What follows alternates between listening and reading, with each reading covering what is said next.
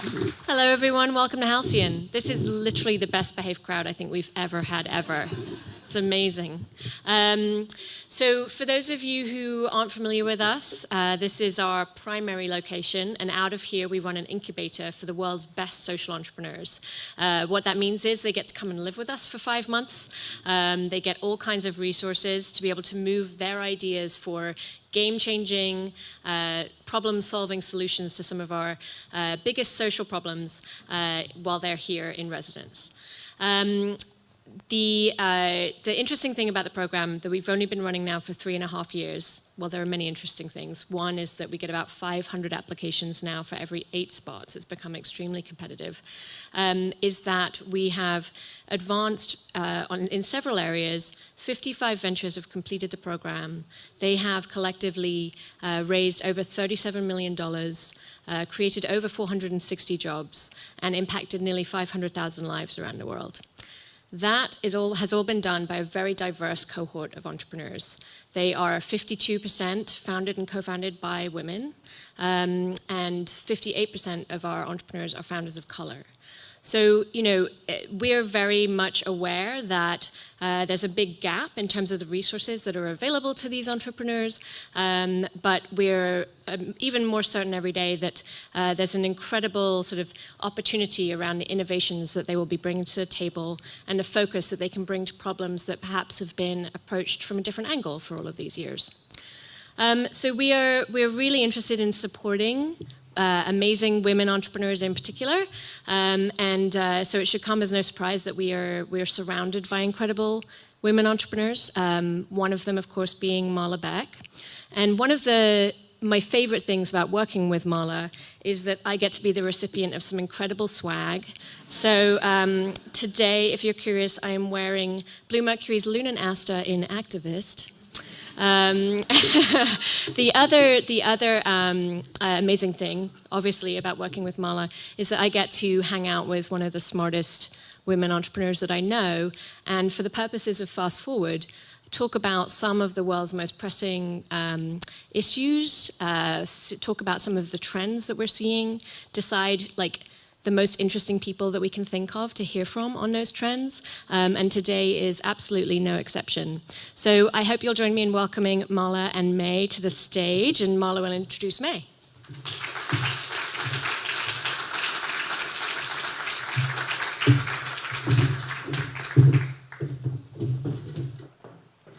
Such a quiet group. Well, it's so good to be here today. So Fast Forward is a platform we've created for women who are disruptors and visionaries to really talk about the future that they see. And today we're talking about the future of retail, and I have here Meis. A little bit about May. May is a Chinese-American entrepreneur, business leader, and the founder and CEO of 2 global lifestyle brands. One wasn't enough for May. Chesapeake Bay Candle and Blissliving Home. She established and founded Chesapeake Bay Candle in 1994 and grew it into a global designer, marketer, and manufacturer of home fragrance products sold through major U.S. retailers like Target and Kohl's and Bed Bath & Beyond, and many, many more. In 2011, she expanded her manufacturing facilities and opened a factory here in Maryland. So she's one of the few who's actually reshoring jobs. Very, very important move to create hundreds of jobs in this country. And in 2017, she sold her company to Newell Brands. So they added Chesapeake Candle to some of their iconic portfolio of brands, including Rubbermaid, Sharpie, and Elmer's Glue. Ms. Shi has an inspirational personal story, which I'm really excited to talk to her about. She came to entrepreneurship through China, and she was born during China's great transformation away from communism and towards a market economy. So she has some interesting stories about growing up in China. She was selected by the Chinese government to be trained as a foreign diplomat, and after the uprising in Tiananmen Square, was sent for re-education in the countryside. So let's hear about her journey from communist China to global entrepreneur and leader. Join me in welcoming Meis.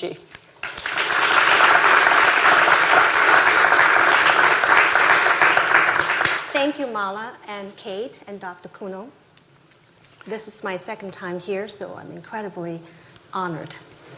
So, of course, we want to start by hearing about your background in communist China and how you saw China transforming from a Chinese economy, communist economy, to a market-oriented economy, and what your journey was from there to here.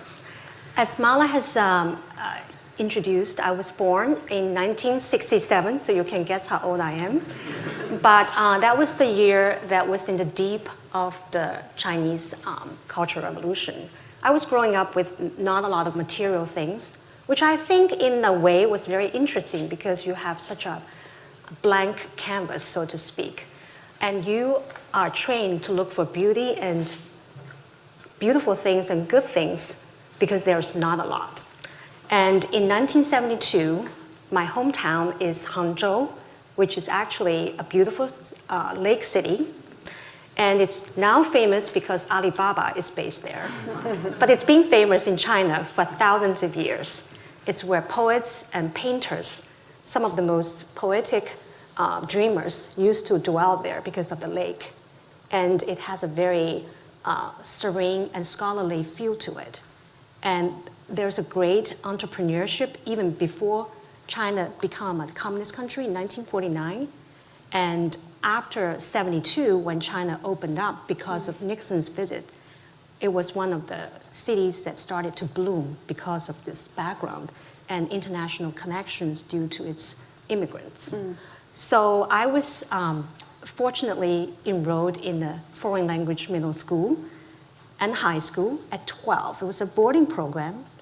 And I was fortunate enough to be exposed to a foreign language trained in immersion manner. So in the morning, we would read about American culture, European art in English. In the afternoon, we will learn Chinese and physics in Chinese. So in 6 years, I was trained by teachers from all over the world, from Britain. So we speak some British English, some Australian English, you know, a hodgepodge of all of them, and all the religions. So that was my background. China in 1980s was still emergent. There were still not a lot of things to desire and wish for, but approaching 1989 when I graduated, it was in full swing. I was also working for the World Bank, first as interpreter for them. Then I was working with them on a lot of missions in China. So it was a transformational time in 1989. Great. You were present during some key moments in history. Can you tell us a little bit about your response to Tiananmen Square? I'd love to hear about that. It was a very tough time for China. As probably some of you are remembering, the world does not understand why an economy that has opened for almost 14 years all of a sudden came to this conclusion. I think it's fear. The government felt for that moment that they are losing control of the whole country. And they've never had prepared for that day in terms of students able to connect with workers. All of a sudden, it's no longer just about the students' movement. It's about a referendum of corruption and political unfair treatment of the whole party. And they were scared. And when people are fearful, I think they do extreme things to protect themselves. And it was a very hard moment, particularly for us that graduate that year.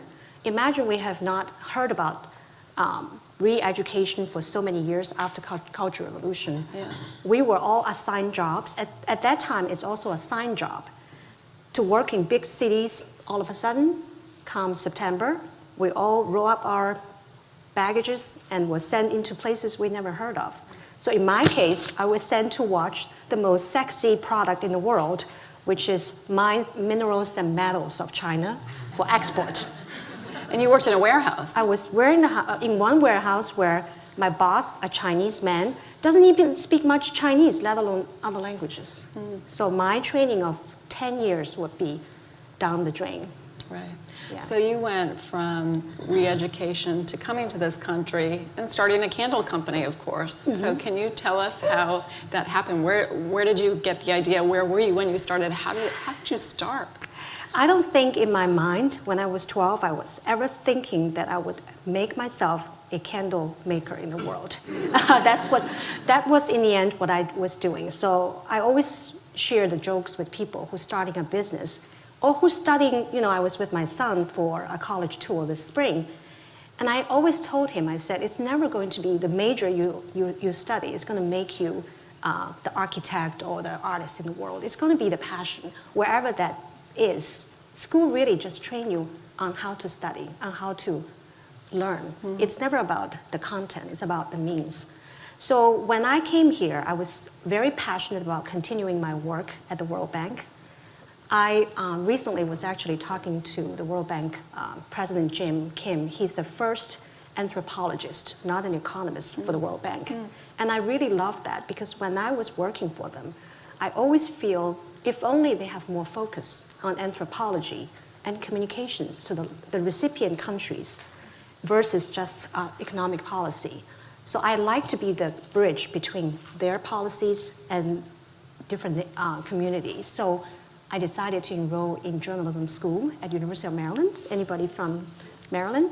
So great, Diamondbacks, go Diamondbacks. So I enrolled here because I can, on the possibility of internship and continually working for them. But it didn't hammer out. Like many things in life, the first time it never worked. So it was the first Gulf War in 1992 when I graduated.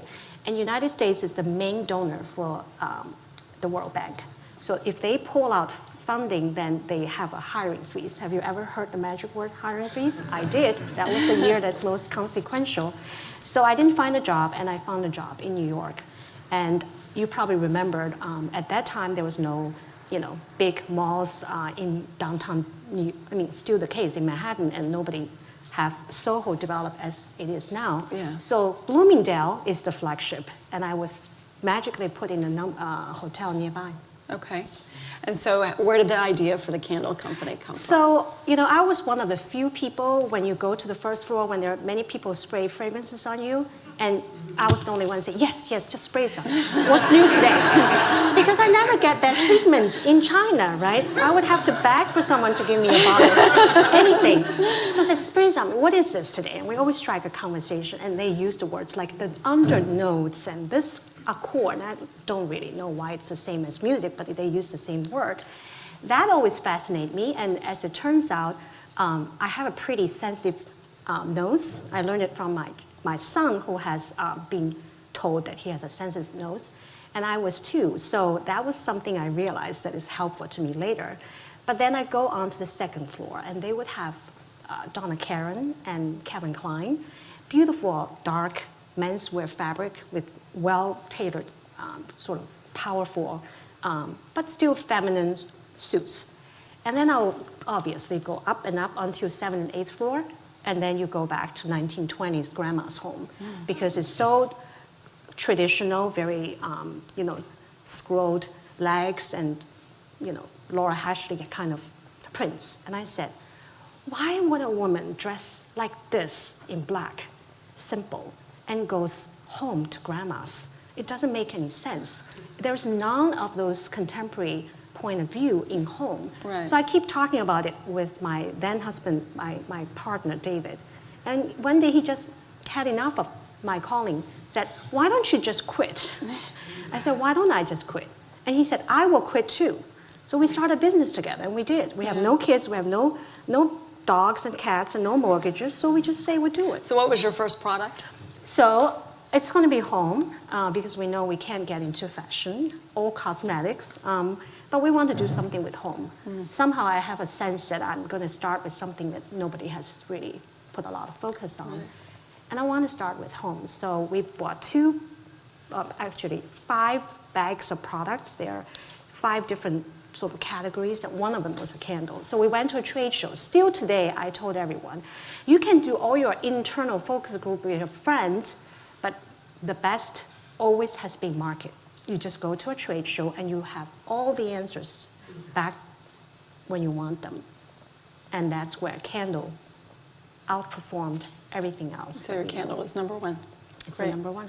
And then you built a huge company. Tell us what your company does today so everybody knows the context. So what does your company do today? You make so many things, not just candles. It's still the company that has been sold. It's still mainly home fragrance. So we do anything between candles in a jar to reed diffusers to essential oils, pretty much everything you need for your home that is fragrance. Great. And then you recently sold to Newell. Talk to us about that decision and how you thought about that. Well, maybe it's the same time. I think my son is starting to get college information from school.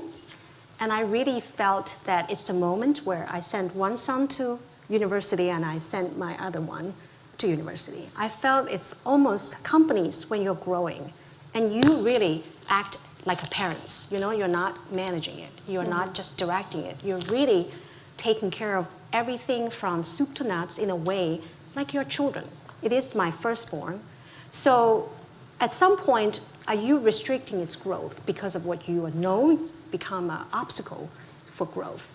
Because the way you're so used to run things and control things may be restricting some of its potential. Right. And for us, it's always been European market because of the distribution model. It's very different language requirement. Home fragrance, like many other product, cosmetics, has a very strong demand for ingredients compliance. So for us, it's not going to be easy to overcome. So distribution, overseas distribution, and just overall, scale. So you recently did a pop-up store in New York City. Tell us about that pop-up store. Why pop-up? Why do people do pop-ups? What's the importance of a pop-up? Pop-up has become very popular for two reasons. One is brand no longer use retail space really for sales. They really use it as a branding opportunity for a specific market. And what better time to spend your money on holiday season when there are more visitors and when there are more inclination to shop.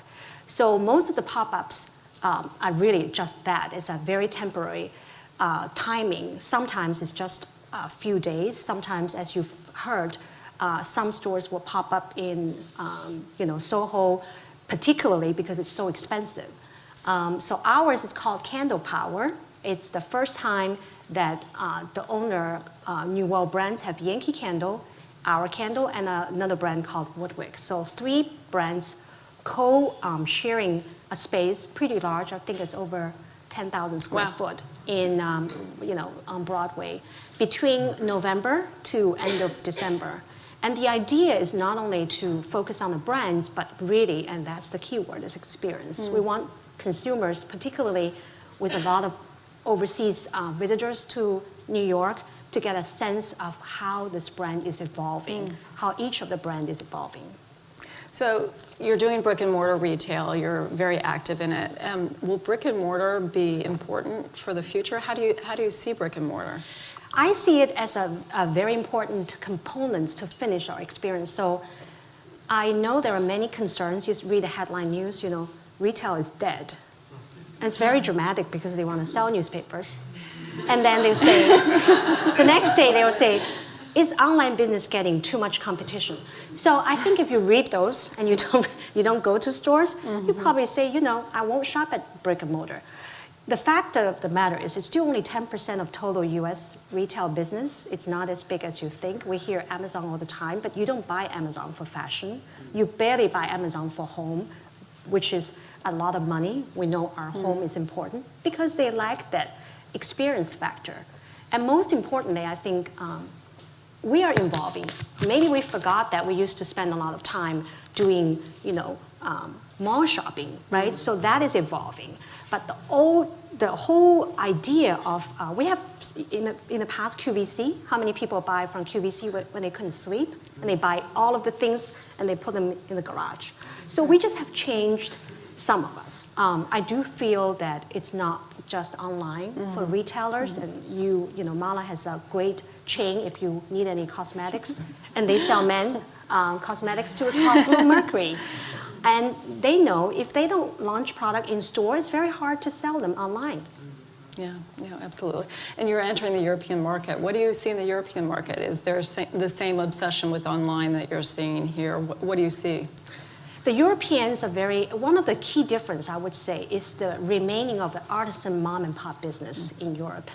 They are very protective of that kind of market. So number one, none of the European countries have the strong affirmation for chains. We have all the chains from Bed Bath & Beyond, Bath & Body Works, you have Target. You don't really find that kind of chain in the scale and the popularity as here. And the second thing I really feel the Europeans have a different attitude about shopping. It's not for the sake of acquiring product. It's really a pastime because they spend Sunday just window shopping. Have you ever seen Americans window shopping? I think we'll be frustrated. We say, what? We can't get this today, now? Open that door for me. So it's a different experience. It's an entertainment, and it's a pastime. It's a family. I think a lot of marriages were saved because people walk around and looking at shoes together. How do you think about the application of technology to retail, but also to your category, right? Because you're in a very sensory category, so how does technology in the future of retail apply when you look at it? I think it's just starting to really impact us. I would hate to say this, but I wish there was a device that's connected to your iPhone, and I say, let that person smell sandalwood, and you get that. Wouldn't that be perfect? But it's so complicated. I don't think it will happen very soon. What we see now is the use of big data. In the past, with all your credit card information, the retailers really have a lot of intel on you, but they seldom have the manpower to sort of go through that much detail. Now they have a lot of data on you, they can recommend things to you, they can reorder things for you, which is the first thing that really solved the connection or the disconnection between product and consumers. The second thing I really started to see, which I hope is going to be transformational soon, is the idea of customization. I don't know how many of you have been recipient of customized information that is only to you. For cosmetics, I know foundations, right? So if they analyze your skin and they come up with the color palette and they save it, you just reorder it, and it's going to be perfect color for you every single time. And I think those are the things we started to really see application-wise. For idea perspective, as you probably know, there's even more. I was just reading from the news that Amazon now is going to deliver the packages to your trunk. Have you heard that? It's like, wait a second, how did they get the keys? So apparently they do. It's actually called the key. So said that's the kind of thing that's going to transform a lot of our day-to-day logistics, time we spend combing through things we don't need and getting things we don't want. So I think that is going to be much more productive. And how do you think about what that means for the retail store? What does that make you feel or think? I think retail is going to have to bring fun back again. It cannot be, if you close your eyes or you are blindfolded, you go into a mall, and the same mall would make you feel you could be in Columbus, Ohio, Minneapolis, Denver, Washington, D.C. Where is the fun and the thrill of looking for things and discovering things, and you have to have it because there's not another store that you can find exactly the same thing. Those were the things that consumers are looking for and are wanting, and that comes from, to me, an artisan touch. It's not a corporate that dictate this is where you put the cup, and then you put. I remember when we were selling in Meis, I'm sorry, the owner of your company, I remember our candles were sitting on toilet seat covers because that's the way the guy feels. I'm sorry, it's a guy. But I literally found him and said, why do you think you pair the candles with the toilet seat covers? They don't even match in color. Why do you do that? It's funny.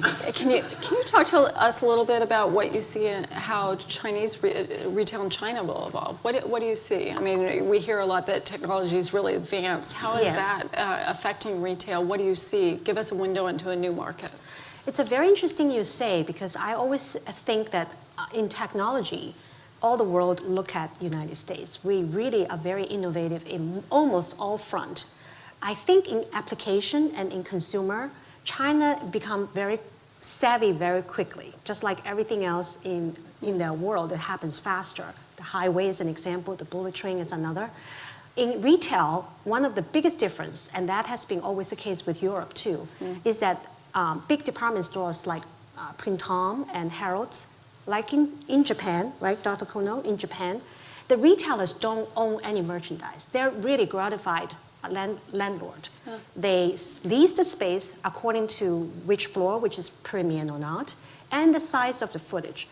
And when you buy something, you wouldn't know, but it's actually going into the department store through the manufacturer or the vendor. And the manufacturer will pay 30 to 50%, depending on how desirable your brand is. If you're Chanel, you probably pay 20. If you're a Chesapeake Bay Candle, you probably pay 40% of your income to the malls or the department store, like we have Macy's, but Macy's really owns everything, right? So in China, that business model get expanded to, if you're looking at the most powerful e-commerce website, and I challenge you to see if you can ever shop in that .com, it's called Tmall. Yeah. Okay, Tmall is Alibaba's premium retail website. Unlike Amazon, they don't ship anything.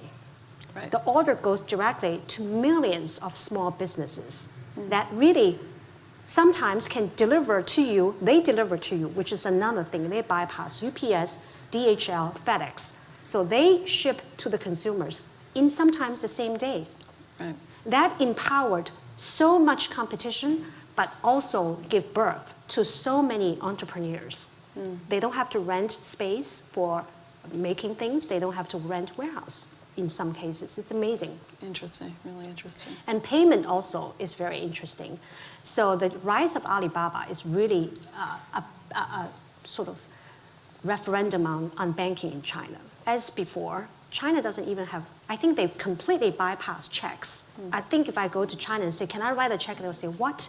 Because what happened is they never had a check, and then it goes to online banking right away. Like PayPal, they go into Alipay, and then Alipay keeps all the deposit, and they start lending to entrepreneurs. So become a glorified lender on the one hand, and they pay consumers better interest rate on the other. Right. So people are putting, and now they're able to transfer to each other. If I say, Marla, I owe you $50 for a potluck, I can use my computer and I just transfer to you without like going to any, yeah. Like Venmo. And now in China, everyone can use a scan to get the QRC code.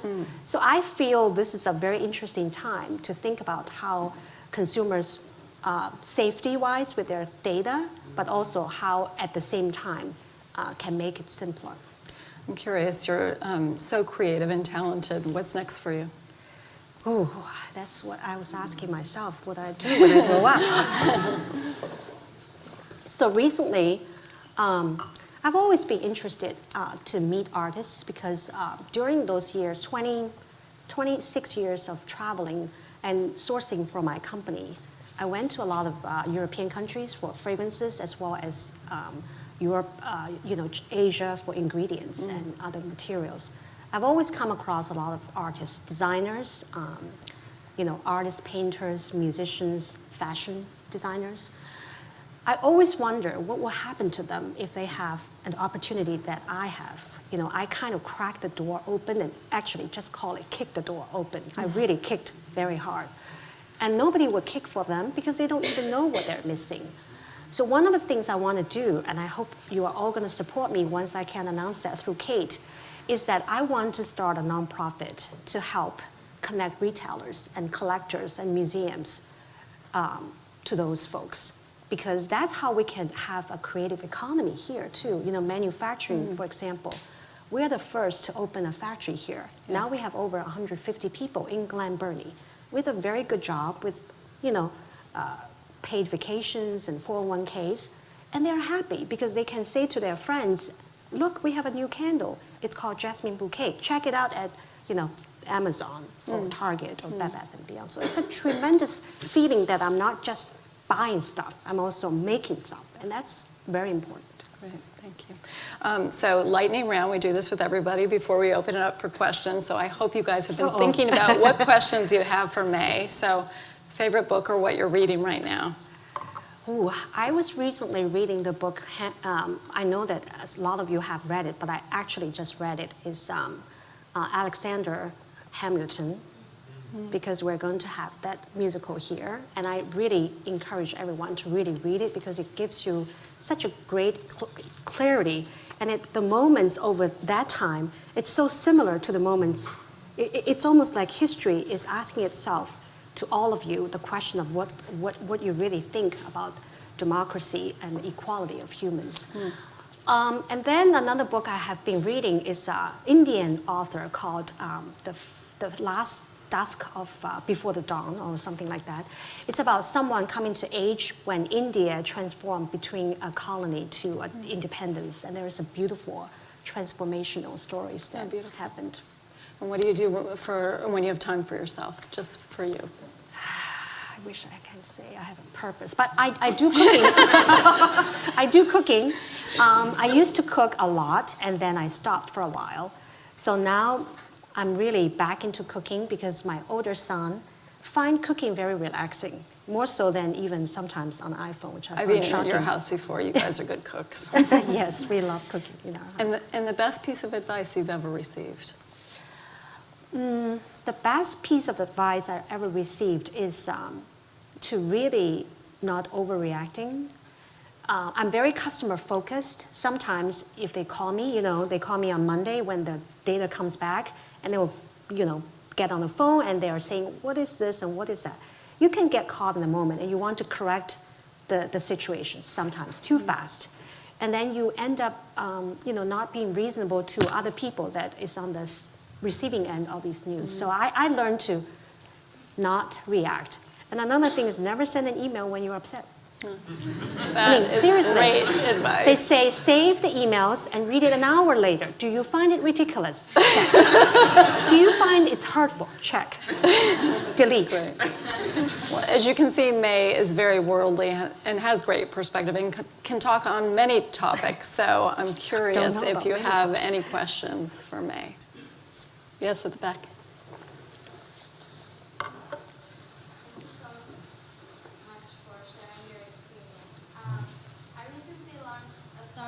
Employing refugee women to make date spread, and I also work on forces placement at the World Bank. And I was just curious if you have any advice on basically how to connect with retailers and distributors when you're completely unplugged from the field. I have no food experience background, for example. And if you can elaborate a little bit more on how to create that type of network in a field from scratch. So how do you connect with retailers when you have a new startup and you're starting from scratch? How do you find them? I still go back to the tried and true rule is that there are lots of trade shows in whatever industry. Is that food or if it's fashion or ready to wear or cosmetics? Every one of those industries, there's a trade show in this country. And then there are trade shows in Europe that are pretty focused. And in one trade show, you meet 10,000, 50,000 buyers. And that is a very powerful way for you to not only get customers, but also get feedbacks. You'll be amazed how many people will tell you, oh, have you ever thought about carrying this? Or I have seen someone doing the same thing. Do you know how different is your product? So what kind of claim do you have? I think it's so important, even if the first time you don't go with a booth, you just visit. It would open up your mind to say, A, do I really want to get this very crowded business? B, am I competitive if I want to compete? Number 3, what's my future claim to fame? What I would do with this product that others haven't done? If those 3 answers are not good for you, maybe then you rethink. So I think it's important to do this kind of market research. Great. Good. Yes. Thank you very much for the comments, and the conversation was really interesting. My question is more about causes and what you care about. And my question for you is, if you were able to cure or eradicate a humanitarian or social issue that's personal to you, what would that be and why? I would say women's issue is very important to me because, let's face it, I sell products mostly to women. I would say 70 to 80% of my consumers are still women. And I have seen the transformation of this country from women's issues not being raised to now a lot more awareness. But I still feel when you look at developing countries, we're talking about poor countries in the world, war-torn regions, really there's no way for economic empowerment. And I feel, because I work for the World Bank, that if we can empower a family with a woman's business and empower them financially, I think we'll do a lot of good for the world. The second issue I'm very impartial to, probably this group would identify with, is entrepreneurship. In many places, they're not as encouraged, and I really feel it's entrepreneurs are a very different species, and we need to nurture them. It doesn't have to be for-profit, it could be non-profit, it could be entrepreneurial person that has a political ambition, but we have to encourage them. Great. I'll take another question from here, and then if you're watching us on Facebook Live or and you have a question, please contact us and we'll take your questions too. Yes. How do you keep your edge with so many competitive products? I don't know if I have kept all the edges. I could be more edgy. I lost some. I would say it's curiosity. I always tell my friends and my the children's friends that don't ever miss and lose being curious. And I always feel another thing is that I can talk to almost anyone. I never feel that I can't ask a question to someone very powerful, or I don't have a question for someone that others don't find so particularly interesting. Everyone can teach you, and in teaching you, you can also find a lot of things that otherwise you take for granted. So, and just a little follow-on. You travel the world looking for inspiration. Can you tell us about one of your inspirational moments? Yeah, so I would like to talk to you about martini. Why not? It's almost time. Actually, I don't drink that much, but when I was in London, you always want to do what they do the best. So I always wanted a rose fragrance, and I get inspired by fragrance a lot. And I said, rose has never sold for us. I don't know if it's sold for you, but rose is so grandma-ish. And when you go to London, you want some sort of inspiration with rose. So I was sitting in Halcyon, a very famous Chinese restaurant that just opened first in the financial district in London. And we sit down and they say, we have a special cocktail today. It's lychee rose. I said, that sounds good. I come from a country with lychee, but I've never had lychee and rose. So it's a fresh, sort of fruity notes that really knock down the powdery notes of rose, but has a little bit of a hint. And I came home, I give what we call the brief to 4 fragrance houses, and I say, I want this new fragrance to have the top notes, blah, blah, blah. And they come back with so many different, maybe I smelled 30, 40 different fragrances and spent about half a year. And the result is a wonderful fragrance that is very fruity, but also, it's not powdery, but it's the beautiful, fresh rose smell. So inspiration can come from anywhere. Oh, I can get inspiration from this group. Great. Do we have a question online? Yes. From our online audience, May, you talked a bit about artists and the artisan mindset in Europe. DC has a really exciting artisan and small business ecosystem, which are featured at various pop-ups and seasonal fairs. What advice do you have for an artisan or small business who is considering a brick and mortar space in a city like DC with growing costs? Is that jump worth the investment? Great question. Really good question. My friend Marco, who actually is from Italy, my husband is from Italy, has wanted to set up a space for Italian artists. And he's been looking in Georgetown area, and he can't afford it. It's so incredibly expensive for a new art gallery to break out in this market. Not only gallery, any business, right? We've seen restaurants coming and going. We've seen big brand comes and go. Now it's only national brands. And they're here for only 2 years so that they get their branding down, they check, and then move to another key market. So the challenge is how do we make the space more affordable and also opening to people who may not have customers right away. One of the things I've been thinking about is what if we have homes that artists can work with, a group of homeowners that want to have fresh art. Fresh art on the other side, you have the buyer that maybe there are a few of us can afford a $20,000, $40,000 painting, but you have the other side who wants to sell something, but they're not locked in a space. So what if we form a kind of alliances where a set number of homeowners who's looking for fresh art with the set number of artists can say, why don't we give each other a chance to display your art, and if someone that comes to my house wants to buy it, we can, this is a new business. Someone please write it down. So it's like the sharing economy comes to the sharing. The home. It's really the sharing economy, right. right? Because how many of you don't have art for every room? I'm raising my hands. How many of you don't have the art you want in your room? Absolutely, both hands. So, I mean, it goes on. The demand and the supply has not really, the previous business model of owning everything has to be changed, because I was reading car sharing. Have you heard that? Now you can have cars. Today I want a red Mercedes-Benz. Tomorrow I want a blue.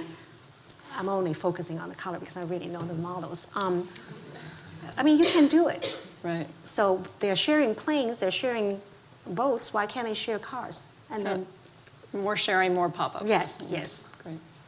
Anyone else? Oh, yes. It's really wonderful to hear you speak. I came from Detroit today, so I run a manufacturing facility in Detroit that hires homeless parents, homeless women, and we have a focus on producing an emergency relief garment. But my question is, how do you see the future of manufacturing here? You talked about the pride of that employment and the pride of the people that are making your products. Can you talk about that in the future? It's one of my favorite topics because I'm a factory girl. I really like things being made and making sure that it's the same as the design vision. Sometimes you compromise because the material is not ready, because the cost of doing things in that way is not going to be what you quoted your customer. For me, the future of manufacturing is really about how committed the industry is. So if you look at textile, it's pretty much gone from this country, not because we don't want to, but because the supplier, the whole ecosystem is gone. You don't have textile mills, you don't have colors, you don't have the things that become a system. In candles, fortunately, the ecosystem has never left. We have the fragrance oil industry, we have candle wicks, you know, everything you want, glass, we have the system. So it's not hard to move it back. Future really is about manufacturing of particularly design-driven product. I don't know if you know that Under Armour is opening a pretty big lab in Baltimore, which I want to work with also, is to find ways to use glue so that shoes will never be in need of a lot of hands for sewing, so that it's designed so that it's just attached to each other. But that's a long way to become a manufacturing hub. Right now it's only in the lab. So maybe there's future for fashion to come back, which some of them are already here, but a very big scale. Definitely, I can see that electronics have some, possibility on the higher end. Medical supplies and medications of all kinds. I think there's definitely a lot of future. If you look at Germany, it's really not only about ecosystem, it's about the talent. How many of our kids will want to work in a factory? Because they don't have the current skill set to work there. So our school system also have to respond by having our kids go into maybe vocational schools, an apprenticeship program, so that their mindset is that they'll grow in that ecosystem where they have a pride living. That's why industries never left Germany. Not only cars, but our candle machine is custom made, and only country can make them is Germany. Right, interesting. Other questions? Do we have other online questions? Yes, please. This is maybe more specific, but thinking about like the direct-to-consumer model that is prevalent with places like Everlane and Glossier. Kind of feeling that the brick and mortar space was something that is passe, and now it kind of feels like they're coming back around with like those types of businesses having a brick and mortar experience. Where do you see the future of the direct-to-consumer versus that kind of showroom or experiential type of retail model? I think it's really more industry specific in terms of books. I really think maybe the days of having a lot of bookstores is not here unless it's a part of an experience, part of a cafe, part of a restaurant, part of a sharing community, more social event. I do think omni-channel, which we say in our industry, in the retail and consumer product industry, we call them omni-channel. It's multiple, it's online, offline, it's brick and mortar, and it's also on TV. So it's about meeting the customers where they want to be shopping. Yeah. And I think that's the mentality we're trying to have. Not one size fits for all. Even the trunk of their car. Yes, it's been the trunk of their car. Right. Yeah. Yeah. Other questions? Yeah. So how do you think about brand building today versus 20 some odd years ago when you were building a brand? I think it's definitely harder, but it's also easier. I don't know if that kind of contradicts each other. How many of you know a brand called Supreme? You all know that because you're cool people, that's why. Not that the rest of you are not. I don't have a patience to wait every Thursday outside the store for 5 hours and not being admitted to in and buy anything. But it's a cult. So if you have a celebrity that wears it, if it happens to be Kanye West, then you probably will be famous right away. But it's also hard. It's about building not only a following, but building a reputation for what you stand for. So we used to have a period where celebrities can just slap their name on everything. Britney Spears has a fragrance. Britney Spears would have a pair of ring boots. Britney Spears is going to sell, candles. They always want a candle, and I always say no because I don't know by the time I launch it a year from now, are you going to be in some kind of crisis situation? So I never want to make candles for anyone for that reason. So I think consumers buy things that make sense for them. I don't know if you shop at Target. We have a celebrity designer called Chuck and what is her name? Joanna. It's called Trading or Flip Homes. She's so incredible. She's from Texas, right? You were nodding your head. From Texas. I only watched her once when I was doing my nails. I said, this is pretty incredible. And $70,000, the whole house is transformed. It's like amazing. So she started collaborating with Target. And after 2.5 years, she has such a following. She really gives a definition for cottage chic. And how do you do it in a very sensible way financially? So when she started producing her product at Target, the order was this size. It sold out in 2 days. Now that I feel is her expertise that lends the brand with trustworthiness, and it's authentic. It's not something that's, borrowed. Right. Well, I know we are all excited to see what May does next. She is so full of ideas, and I have learned so much today from her. Thank you all for coming. I know that Kate is going to make a couple of comments to close, but thank you for joining us today to hear May.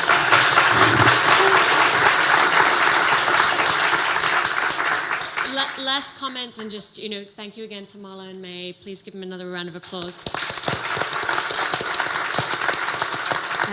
And for those of you who enjoyed this or are enjoying out in Facebook land, please do join us again. We've got a Marla doubleheader, May 24th, Marla Blow and Marla Beck, talking about the future of money. So we hope that you'll be regulars.